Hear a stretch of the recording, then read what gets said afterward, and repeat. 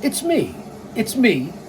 It's the GOC. Come to you live to tape 25 feet below the surface of the Earth for another episodic YouTube adventure here on Guardian of Chaos, the YouTube channel for Chaos Corner.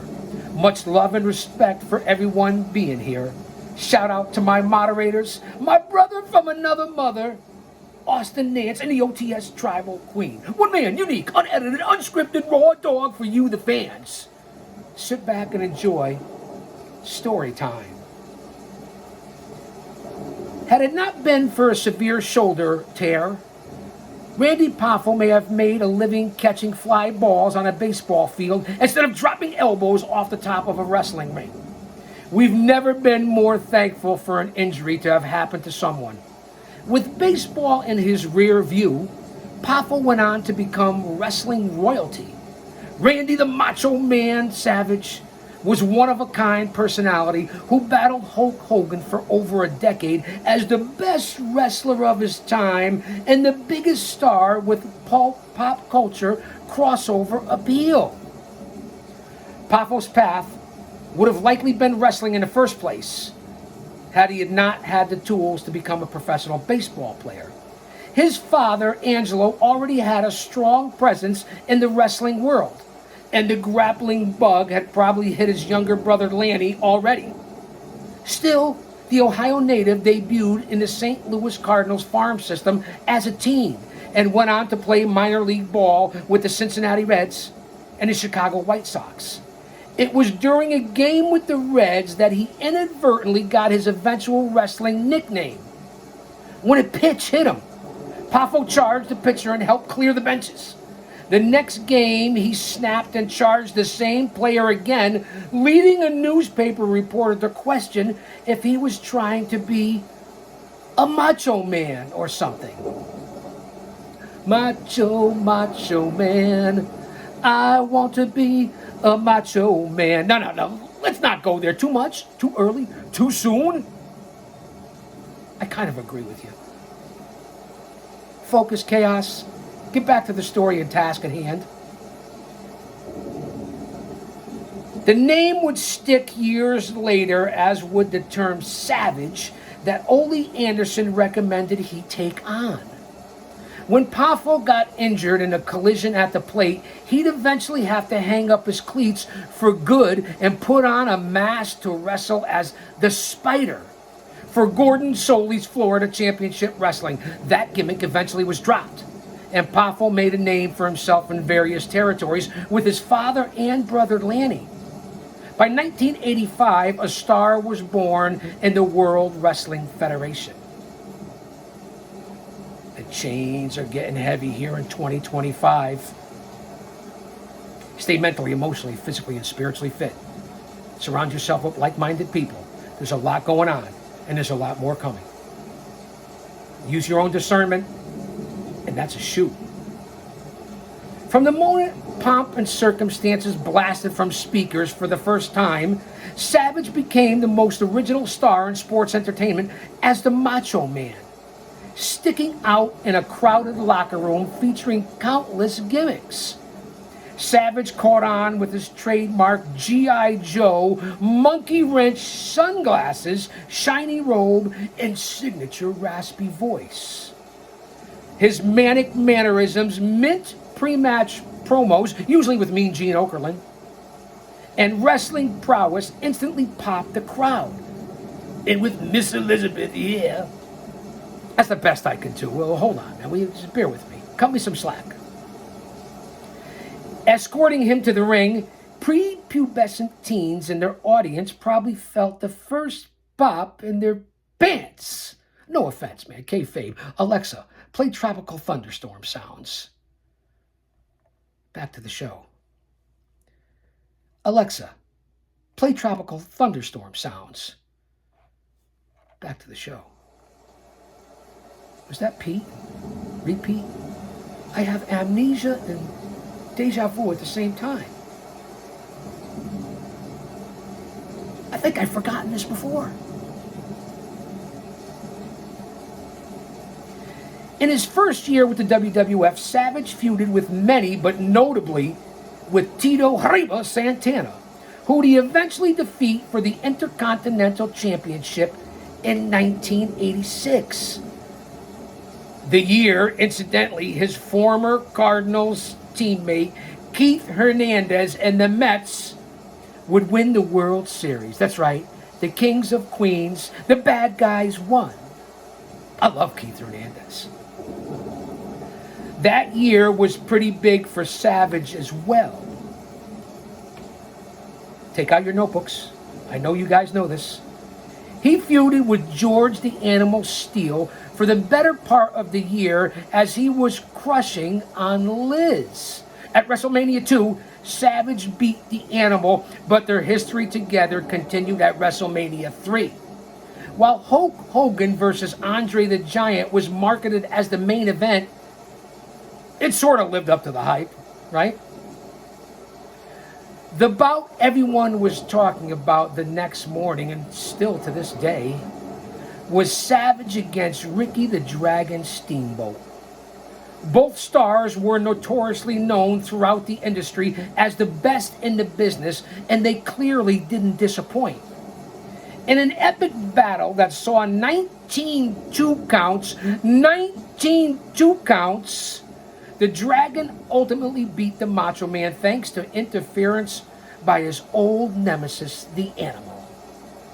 For the rest of the 80s, Savage and Hogan were viewed as the two faces of the company. As mentioned, their appeal extended far beyond the wrestling ring, with Hogan garnering the Sports Illustrated cover and making terrible movies, and Savage becoming the spokesman for Slim Jim. I'm going to try it again. Oh, yeah. In the ring, the two dominated, forming the Mega Powers. The two were big in singles competition as well, with Savage winning the King of the Ring tournament in 1987, a 14-man tournament for the WWF Championship at WrestleMania. Savage held the belt for over a year while the Mega Powers continued to dominate tag team action. By 1989, however, Savage had had enough of the Hulkster moving in on his valet. The old cock block was in session. Old sausage fest. What I say, man? Lighten up. I didn't mean it. Just giving you the facts. I give you the good, the bad, and the ugly here on Chaos Corner. Savage held the belt for over a year, as I mentioned. But he had enough of the Hulkster, as we said, moving in on his territory. Now, we know how Hogan is here in 2025. He got booed out of the building last week on the debut of Netflix, Raw on Netflix. He certainly did. For various reasons. Pathological liar. Everyone said he's a racist. Nobody wants to give a second chance. His politics. It's all horseshit to me. Very selective by a lot of people as well. But I get it.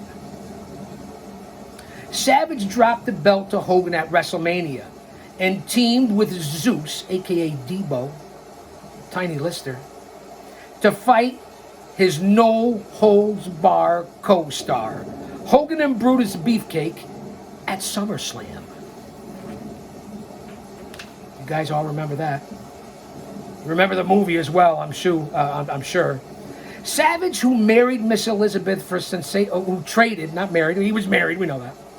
Savage, who traded in Miss Elizabeth for Sensational Sherry that year, would go on to adopt the Macho King name after winning the King of Ring title from Hacksaw Jim Duggan. Ho! While he took on his fair share of opponents, he still feuded with Hogan. By 1990, however, he shifted his attention to then-champion The Ultimate Warrior. While he never beat the Warrior for the belt, he did cost the Warrior the title against Sergeant Slaughter that next year. Eventually, Warrior and Savage feud came to a head with a career on the line match at WrestleMania. I believe WrestleMania 7, which the Macho King lost. For the next few months, with Miss Elizabeth back in the fray after Sherry had turned on him following his Mania loss, Savage served as a color commentator. In one of the finest moments in WWF history, Savage proposed and went on to marry his then real-life wife, Elizabeth, at SummerSlam in 1991. Eventually, Savage would be reinstated by Fall President Jack Tunney and took to the ring against the likes of Jake the Snake Roberts and Ric Flair. Speaking of the Nature Boy, woo! Savage beat him for his second World Championship at WrestleMania. I believe it was WrestleMania 8. Someone fact check me. Austin, Tribal Queen, help me out. Help a brother out, man. Ain't no half-stepping. Holding it down, keeping it real, and maintain it. Once Savage dropped the belt to Flair, he tag teamed with the Ultimate Warrior. The tandem didn't last long, and Savage was soon calling more matches than he was actually wrestling in. In a somewhat surprising move, in October 1994, I hope your notebooks are out, Savage left his WWF contract, he let it run out, and signed with their main competitor, WCW. When he arrived in Ted Turner land, Savage found himself feuding with some familiar faces, like Flair and Hogan. And was the case in the WWF, Savage found a high level of success in WCW, winning their championship belt 4 times. He also reunited with Miss Elizabeth. Aside from the girl and the gold, Savage had many key moments in the company. For starters, he was involved in the best storyline we've ever seen. At Bash it's questionable. Let's not get crazy. At Bash at the Beach, it was he who Hulk Hogan turned his back on, as well as Sting and Luger, to form the NWA with Scott Hall and Kevin Nash. Too sweet? Eventually, Savage would become an integral part in the original NWO, my apologies, and Kevin Nash's Wolfpack spinoff, which I really wasn't a fan of and didn't like. The original NWA caught me like it did a lot of other people. I was in the business, obviously, especially at that time. The spinoff, the red and black and all that, really wasn't for me and kind of lost its luster there for a little while. Well, he took part in WCW as it started to sink. You remember the slick back ponytail and Gorgeous George, right? I know that you do.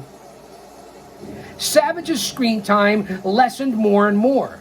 By the time Vince McMahon purchased WCW, the Macho Man was long gone. In 2002, he resurfaced, but not in the ring, on film as Spider-Man's nemesis in the wrestling ring, Bonesaw McGraw. For years after that, he did voice roles in a few films and released an ill-fated rap album. By 2004, he was back where he belonged, in the ring. While his time in TNA wrestling was far from memorable, he still got over. On May 10th, 2010, he married longtime girlfriend Barbara Lynn Payne, and sadly, a year later, May 20th to be exact, 2010, Randy Macho Man Savage suffered a heart attack, aged 58, while driving with his wife in Florida. To try to capture Savage's impact and legacy in a brief segment within a wrestling review here, featuring other stars, is somewhat impossible. Savage paved the way for so many heels and multi-dimensional wrestling stars who beat to their own drum. And that's a fact. The action of current star CM Punk on the first Monday Night Raw following his death says it all.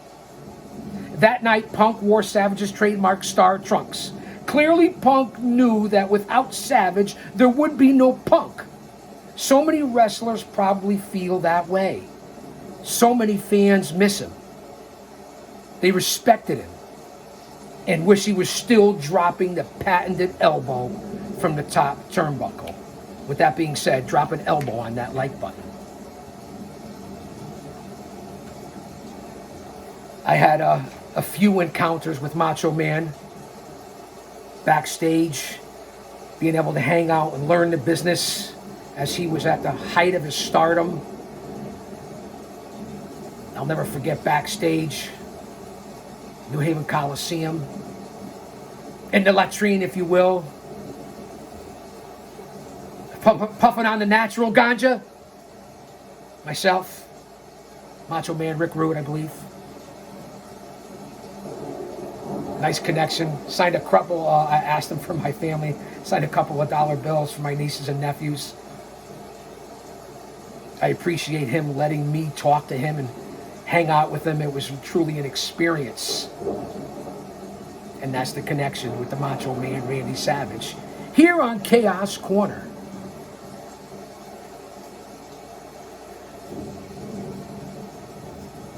Thank you guys for being here.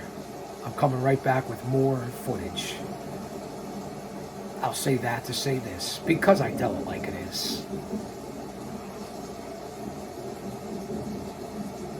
Don't you dare miss it.